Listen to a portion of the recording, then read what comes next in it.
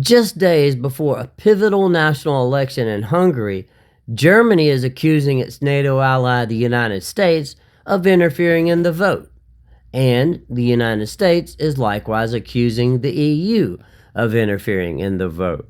And that raises the question, if both sides are trying to influence the outcome, then who actually decides what happens in Hungary? Hello, I'm Michael. This is Southern Realism, a channel about power, geopolitics, and decline.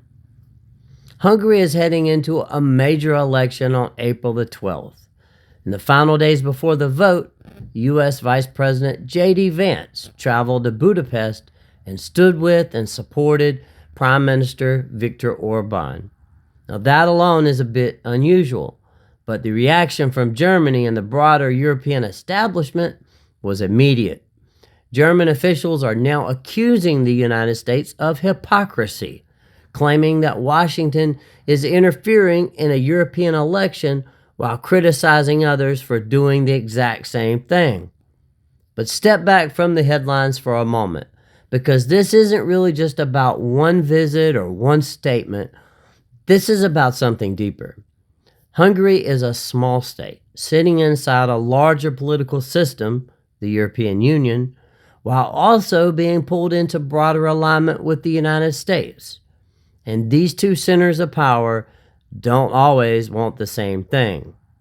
On one side, you have Brussels and key EU states like Germany applying pressure through funding and policy to undermine the Orbán government in hopes of gaining a more compliant, a more pro-establishment government in Budapest that will support the policies of the EU on open borders and war and so-called democratic reforms.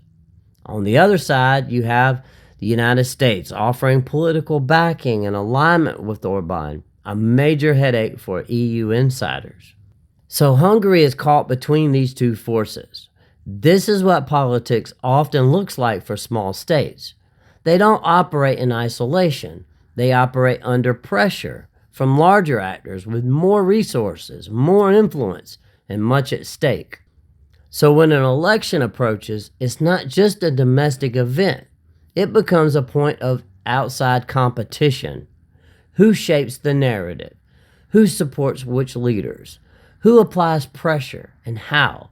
And most importantly, how much real independence does a small country actually have when larger powers are actively involved in its internal politics? So this election in Hungary is not just about Hungary.